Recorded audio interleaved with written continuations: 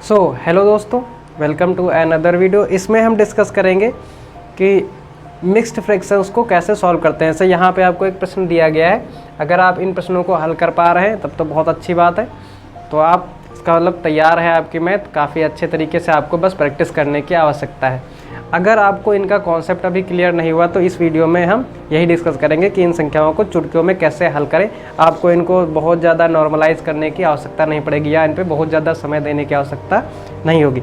तो अगर आप चाहते हैं कि आप इनको जल्दी से सॉल्व कर पाएँ तो इस वीडियो को अंत तक देखिएगा, ठीक है। अगर जो पसंद आए तो लाइक कीजिएगा और अपने दोस्तों के साथ शेयर भी कीजिएगा। चलिए तो डिस्कस करते हैं।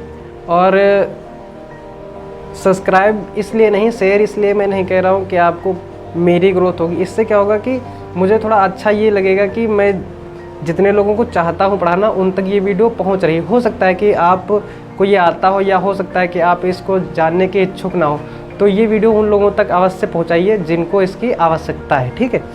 क्योंकि होता क्या है कि जो लोग पढ़ना चाहते हैं उन तक वीडियो पहुँचती नहीं है, और जो पढ़ना नहीं चाहते हैं उन तक तो ये वीडियो उन तक भी नहीं पहुंचती हैं। क्योंकि आजकल एल्गोरिदम ऐसा है, या यूँ कह लें कि एल्गोरिदम यूट्यूब का है ही ऐसा कि जो वीडियो ज़्यादा शेयर होती हैं या लाइक्स जिन पे ज़्यादा होते हैं वो ज़्यादा प्रमोट होती है, ठीक।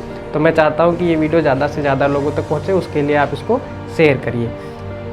इतना काम तो आप अपने दोस्तों के लिए कर ही सकते हैं, है कि नहीं, जिससे उनकी भी हेल्प हो जाएगी और मुझे भी ऑडियंस मिल जाएगी जिनको पढ़ाने में थोड़ा अच्छा लगे।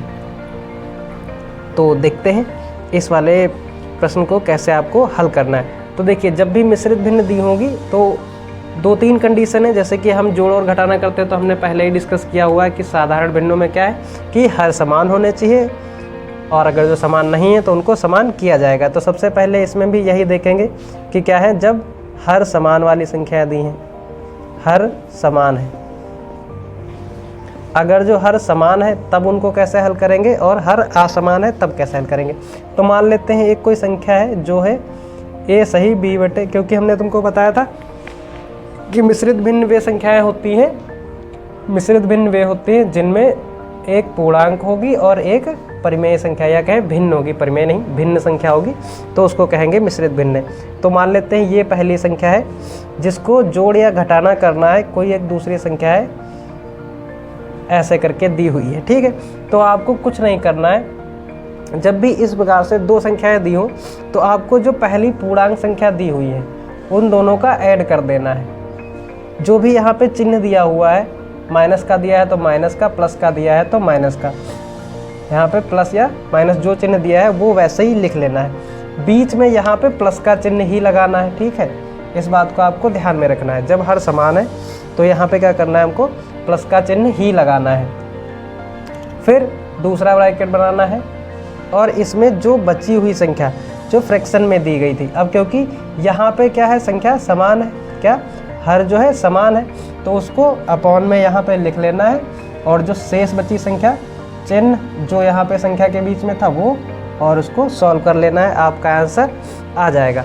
अब देखते हैं, जैसे उदाहरण के लिए ये हमने संख्या ली है, यहाँ पे उदाहरण क्या लिया हुआ है, कोई संख्या है 14 सही 2/17 प्लस 29 सही 3/17। मान लेते हैं इसको हल करना है हमको, तो हम क्या करेंगे, सबसे पहले 14 या 14 इन दोनों को, क्योंकि यहाँ पे प्लस चिन्ह है तो प्लस ही लिख लेते हैं, फिर बीच में भी प्लस, 17 कॉमन है, ऊपर 2 + 3। इसको मैं लिख के इसलिए दिखा रहा हूँ जिससे कि आप इसका मेथड लर्न हो जाए आपको, और इसको आप अच्छे तरीके से कैलकुलेट कर पाएंगे, ठीक है। तो अगर जो हम इसको 30 माने, इसको 13, तो जोड़ दें तो ये कितना आ जाएगा, 30 और 13 43, प्लस यहाँ पे 3 2 5/17। हमने क्या कहा था, अब ऐसे भी आंसर लिखा हो सकता है, या फिर इसको मल्टीप्लाई करके लिखा गया हो, मतलब नॉर्मलाइज कर लिया गया हो, 43 × 17 + 5 टोटल 17। अब इसको गुणा करके फ्रैक्शन में बदल के लिख लिया गया हो, या फिर आंसर ऐसा भी लिखा हो सकता है, 43 सही 5/17।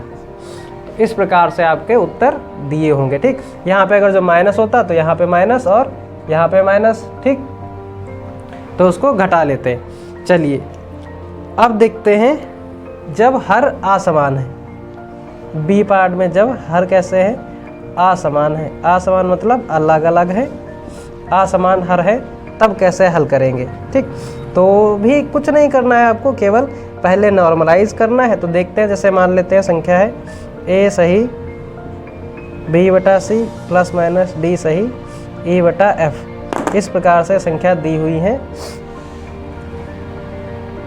फिर इनको क्या करना है, इस संख्या को और इस संख्या को पकड़ना है आपको, जो चिन्ह दिया है उसी चिन्ह के साथ में लिख लेना है। ठीक, उसके बाद में यहाँ पे प्लस का चिन्ह लगाना है। फिर ब्रैकेट में जो शेष संख्याएं बची हैं उनको आपको लिख लेना है वैसे ही जैसे पहले लिखते आए थे। क्या लिखना है, b/c प्लस माइनस e/f। ठीक, जो भी चिन्ह था उस चिन्ह को वैसे ही लिख लेना। अब अगर आपने सिंपल फ्रैक्शन पढ़ी थी तो उसमें मैंने बताया था कि जब ये संख्या क्या हो, हर इसके समान नहीं होंगे तो इसको समान करते। तो यहाँ पे हम क्रॉस मल्टीप्लाई वाली कैलकुलेशन लगा देंगे, a प्लस माइनस d, यहाँ पे प्लस b जो है f के साथ में गुणा हो जाएगा, और यहाँ पे प्लस माइनस c जो है e के साथ में गुणा हो जाएगा, नीचे c गुणे f लिख देंगे और आपका आंसर आ जाएगा। जैसे उदाहरण के लिए अगर जो मैं बात करूँ तो संख्या ले लेते हैं 6 सही 3/4 माइनस 2 सही 2/3। इसको हल करने के लिए क्या, ये वाली संख्या और ये वाली संख्या पहले लिख ली, बीच में प्लस का चिन्ह लगाया, क्रॉस मल्टीप्लाई लिख लिया, 3 गुणे 3 माइनस 4 गुणे 2 बटे में 4 गुणे 3। यहाँ पे घटा दिया, 4 प्लस 3 × 9 में से 4 दूनी 8 गया, 1/12। या फिर इसको लिख सकते हैं 4 सही 1/12, या फिर इसको लिख सकते हैं 12 चौक 48 1 49/12। ये आपके आंसर हो जाएंगे। ठीक है, बहुत ही आसान शब्दों में समझाया है, आई होप आपको अच्छा लगा होगा। ठीक है, अब बात करते हैं जब संख्याओं के गुणा करने हैं। ये तो हो गई बात जोड़ और घटाने की, प्लस और माइनस की। बात करें गुणा करने की, तो गुणा का भी बहुत साधारण नियम है, आप बहुत आसान से कर पाएंगे उसको, बस देखते रहिएगा इसको ध्यान से। मान लेते हैं ये दो संख्याएं हैं, a सही b/c और d सही e/f। d सही e/f, इनको अगर जो आपको मल्टीप्लाई करना है तो क्या करना है, सबसे पहले पूर्णांकों को गुणा करना है, a गुणे d। ठीक, फिर प्लस का चिन्ह लगाना है। जैसे हम ऐसे नहीं करते हैं कि यहाँ पे अगर जो संख्या x हो और m हो और गुणा करना हो हमको, कोई संख्या प्लस में लिखी हुई हो तो पहले इसकी इससे गुणा करते हैं, फिर इसकी इससे, ऐसे इसकी इससे, इसकी इससे। तो ऐसे ही यहाँ पे करना है, a की गुणे d के साथ में कर ली हमने। ठीक, अब a की गुणे इस वाले पूर्णांक के साथ करेंगे, a की गुणा e/f के साथ, प्लस अब b/c की गुणा कह लें d के साथ में। ठीक, प्लस ये दो बची संख्या है b/c गुणे e/f। इनको आपको हल कर दो और आपका आंसर आ जाएगा। इसको कैसे लिखा गया है, ऐसे मान लो कि ये लिखा हुआ है a प्लस b/c, तोड़ के लिख सकते हैं, और ये लिखा हुआ है d प्लस e/f, तोड़ के लिख सकते हैं। तो हम क्या करेंगे, इसकी गुणा a गुणे d, इसकी इससे गुणा, प्लस a गुणे e/f, प्लस इसकी इससे गुणा, तो b सही c bc, और प्लस ये, फिर इसकी इससे गुणा b/c गुणे e/f। इस प्रकार से जब लिख सकते हैं तो इस फॉर्मूले को ऐसे लिख दिया गया है। उदाहरण के लिए एक संख्या लेते हैं, जैसे मान लो कोई संख्या है 5 सही 1/2, गुणा करनी है हमको 3 सही 4/5 से। इसको मान लीजिए हमको हल करना है, तो हम क्या करेंगे, बहुत ही सिंपल तरीका है, इसकी गुणा इससे करो तो 5 गुणे 3 लिख के दिखा देते हैं, फिर इसकी गुणा इससे करो 4/5 गुणे 5, प्लस इसकी गुणा इसके साथ में 1/2 गुणे 3, प्लस इसकी गुणा इधर 1/2 गुणे 4/5। इसको हल कर लो, 5 से 15, 5 से 5 कट गया 4, प्लस ये 3/2, प्लस यहाँ पे 2 दूनी 4, तो 2/5। इन दोनों को जोड़ देते हैं, 5 4 9 19।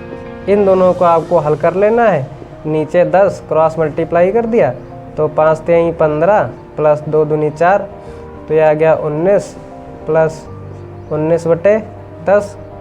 इसकी अगर जो आप गुणा करेंगे तो 190 प्लस 19/10 आ जाएगा। या फिर इसको ऐसे भी लिख सकते हैं 19 सही 19/10, ठीक। या फिर इसको आप ऐसे लिख सकते हैं, इसको जोड़ दें तो 9 1 10 209/10 ऐसे भी लिख सकते हैं, ठीक है। या उसको हल करके भी लिख सकते हैं। तो इस प्रकार से संख्याओं को लिखा जाएगा। तो यहाँ पर ये वीडियो भी समाप्त होता है। हमने इस चैप्टर में अब तक डिस्कस कर लिया है। अब तक इस चैप्टर में हम लोगों ने देखा है कि भिन्न क्या होती हैं, परिमेय संख्याओं से भिन्न अलग कैसे होती हैं, भिन्नों के जो साधारण प्रकार कितने होते हैं, साधारण भिन्न और दशमलव भिन्न में क्या अंतर होता है, तथा साधारण भिन्नों के जोड़ घटाना गुणा भाग कैसे करते हैं। फिर उसके बाद में हमने जाना कि मिश्रित भिन्नों के गुणा भाग जोड़ घटाना कैसे करते हैं, इन पे फॉर्मूला क्या होता है। अब इन फार्मूलों को कैसे इम्प्लीमेंट करेंगे जिससे कि सवाल आसानी से कर पाएँ, उसको डिस्कस करने से पहले अभी इस चैप्टर में 2 टॉपिक और हमारे बचे हुए हैं, भिन्नों की तुलना और दशमलव भिन्नों को कैसे हल करेंगे, ठीक है। तो अगर आप यहाँ तक समझ गए तो आगे बहुत ही आसान चैप्टर है, बहुत आराम से आप कर पाएंगे अगर आपने स्टार्टिंग वाले वीडियो देख रखे हैं, ठीक है। उनको देख लीजिए। इसके बाद जब आप 2 लेक्चर और देखेंगे, ये चैप्टर फिनिश होने के बाद में जब हम एक्सरसाइज पे जाएंगे तो आप उनको बहुत आसानी से क्वेश्चनों को कर पाएंगे। जो भी आपकी समस्याएं थी सारी समस्याएं दूर हो चुकी होंगी। तो मिलते हैं नेक्स्ट टॉपिक में, नेक्स्ट वीडियो में। जय हिंद।